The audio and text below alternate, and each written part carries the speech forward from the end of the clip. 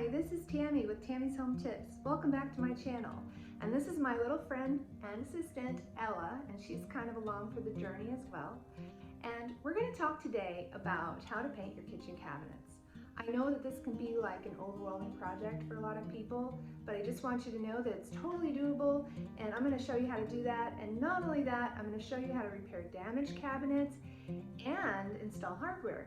So stay tuned. I'm going to try to wrap it all up as quickly as I can. And if you really like the content, be sure to like and subscribe. All right, here we go. So this is just to give you an idea of what we started with, also the end product, and you can see that it was a big upgrade. It looks a lot cleaner and nicer. It was also almost an exact color match, which is what I needed at the time because I was about to have a appraisal. I only had time to do the bottom cabinets, and the upper cabinets looked great still. Now when we moved into this house, these cabinets had a lot of damage to them, and you can see some of that damage here.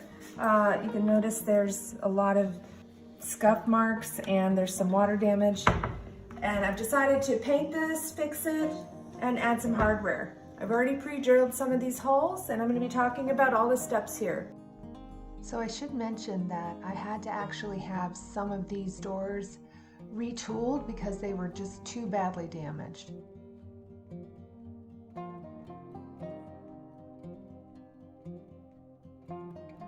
But as you can see, some of the ones at the top that I point to here, I felt the damage was enough where I could actually fix it, and you'll see how I did that in this video.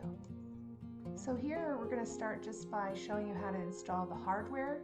You'll need a template like this, and of course a measuring tape and something to mark with. Also you need a drill. I way overdid it with this drill. You don't need a drill like this. But anyways, you'll need some drill bits so you can make some pilot holes. The center for each front will be different, so you want to make sure you get an accurate measurement and find the center and just make a line there. Also, make sure that it'll work with the hardware that you're going to be using. You want to make sure the height is right. So after you've found your center point, you're going to take your template and just match it to the center, and you'll drill right through where you had determined was the best spot for your hardware. So my initial hole is usually pretty small, just to go through the template. Then I follow up with the drill bit that comes usually with the template, or that is standard in size for adding hardware. And as an additional tip, it's great to put some blue painter's tape here just to protect the cabinets. If you notice here, the damage is pretty substantial, so in some places I'm going to actually sand and try to get all the rough spots off. Also, I recommend doing the pilot holes for your drawers first, and that way if there's any rough spots that are created from that, you can just sand it away at this point. So I'm just trying to get it all smoothed out, and then I'm going to come back with some wood filler.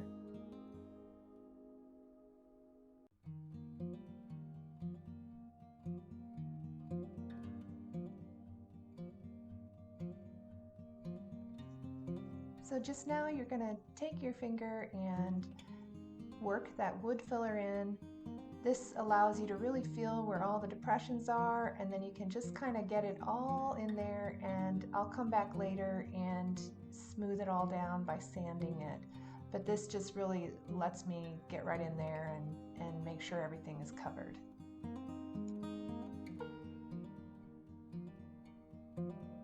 And as you can see here, there is also some pretty good damage on the front of this drawer, so I'm just doing the same steps. I'm sanding it down, and then I'll put some wood filler in here just to smooth it out, and then I'll sand it again. Here you can see what it actually looks like after you've sanded it and got it all smoothed out. This is the brand that I really love to use. I've used some other stuff in the past. This is actually the deglosser and cleaner, and you don't need to sand with this. So I am sanding some of my cabinets just because of the damage, but you don't need to. This stuff will get it nice and clean and take off that really high gloss finish and get you ready for painting. And this paint is amazing. It's basically the primer, the paint, and the top coat all in one. I love it. Once I took the doors down, I marked a number for them so I know where to put them back. As far as the drawers go, I would recommend painting them when they're actually in, just because it's easier. You can paint around them a lot easier. But I also left the old contact paper in there so that when I'm done, I can just pull that out and put new contact paper in. It'll look beautiful and new. You will, however, have to take the drawers out to paint the base cabinets, but I just found it a lot more convenient to paint the drawers while they're still in. Okay, so I've already put a coat on here, but I want to show you the second coat. I wish I had showed you the first one, but I missed it. Sorry about that.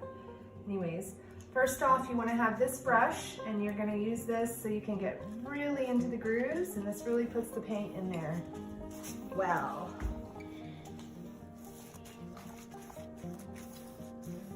Just make sure you're generous, not too generous, and look out for little imperfections in here because you can fix those in this stage.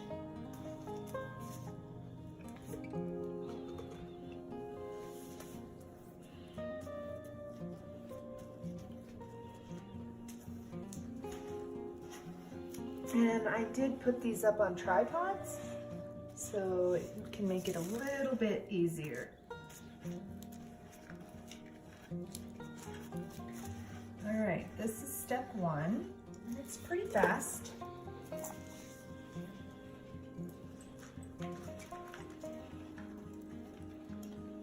And I'm just hoping my dog doesn't get in everything.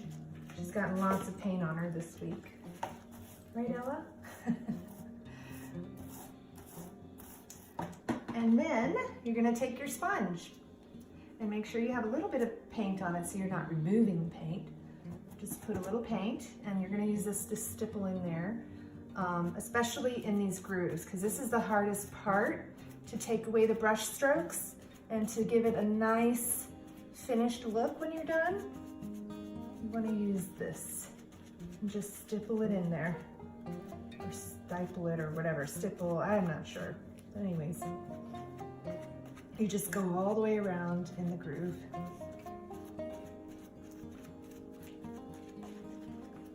And I like to make sure it's not too bubbly. And you can do that the same with the edges.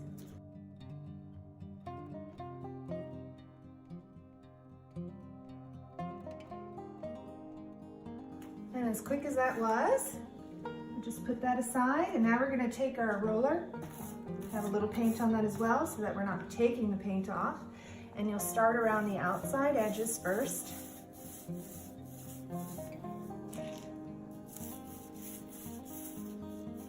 And again, it starts, when you first put it on, it's gonna look kind of bubbly, but those bubbles will settle and it'll look just like a really nice finish. And sometimes I'll go over it a couple times just to make the bubbles a little bit smaller. Take out that excess. Same with this in here, so that the bubbles aren't too big. When they settle, they'll just settle like a nice smooth finish. If I do this. And then I'm going to go right down the middle here. And you want to do it all kind of quickly so that you don't get the brush strokes. You can kind of eliminate those brush strokes and get a nice, smooth, even finish.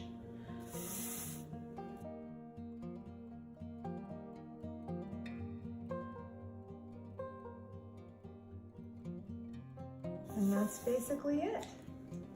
Nice and easy, totally doable, and it looks great when it's done.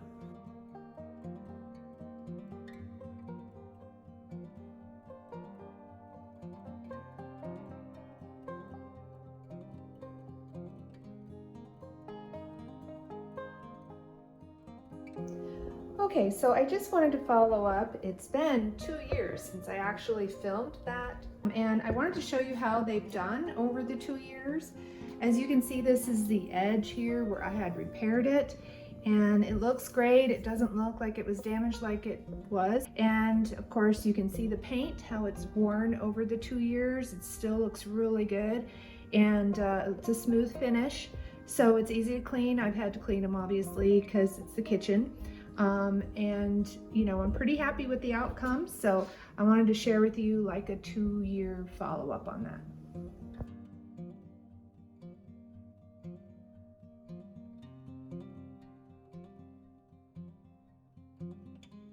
Thank you so much for watching.